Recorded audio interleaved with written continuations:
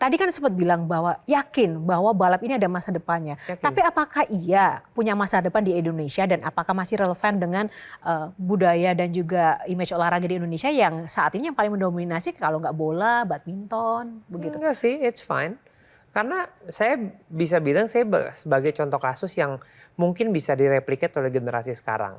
Saya tuh kalau ngomongin sekarang, pembalap sekarang, ada yang lebih cakep, ada yang lebih muda, ada yang lebih punya banyak duit, mungkin ada yang punya talent. Tunggu, gitu. memangnya kalau pembalap cakep itu ngefek ya Mas? Suka Tadi nggak soalnya suka, disebut. suka nggak suka itu ada USP sendiri.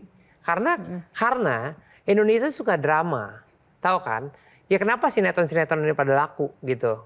Kenapa tontonan serius lebih nggak laku daripada sinetron? Kenapa? Karena mereka suka lihat sosok, suka lihat cerita. Nah, bicara masalah cerita, dari itu semua yang paling penting tuh mereka harus bisa public speaking. Dan itu orang nggak terlalu aware. Kita tuh harus jadi sosok inspirasi kan. Sekarang gini deh, kita disponsorin. Tujuannya apa? Menang. Enggak sih menurut saya. Tujuannya adalah membuat sponsor itu populer kan. Kenapa harus taruh di saya? Kenapa nggak taruh di billboard? Karena saya harus bisa bercerita, menjual cerita saya menjadi nama besar sponsornya senang. Aduh berarti berat banget ya beban jadi pebalap di kita harus cakep ya Mas ya? Iya menurut saya plus poin 1 lah. Oh gitu ya? Iya saya gendut aja ya nggak, cakep lumayan lah. Tapi Saya nggak gendut. bilang sih. Nama saya Rifat, jadi emang udah pasti gendut. Rifat. Kalau saya mau kurus harus jadi Rifit. Rifat, Mas. Tapi bicara soal itu ya, itu kan Mas Rifat men-shaming diri sendiri ya. Iya ya. Iya dong gitu. Memangnya pernah ada yang ngatain soal body shaming atau pernah dibully nggak sih seorang Rifat Sungkar? Karena kan ya oke lah, berada udah tajir nih ya kan, pebalap pula, oke good looking pula. Jadi apa yang kekurangan? Tapi pernah nggak dibully? Sering. Tentang Ya karena saya lebih besar daripada yang lain.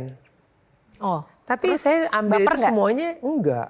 Justru saya ngambil itu semuanya justru jadi senjata saya. Kalau saya kalah ya pantas, kalau saya menang, kenapa lu nggak jadi gendut? Kenapa kalah sama gua?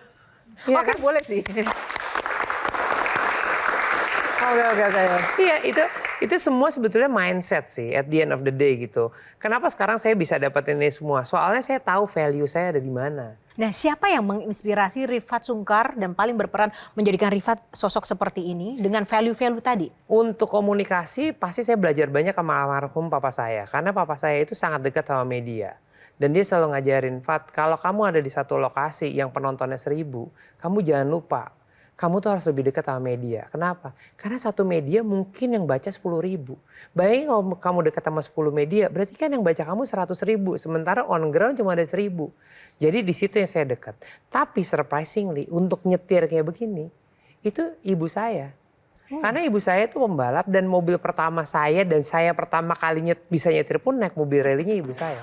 Ayo undang mamanya Mas Rifat Sungkar, Ibu Ria Sungkar. Silakan masuk.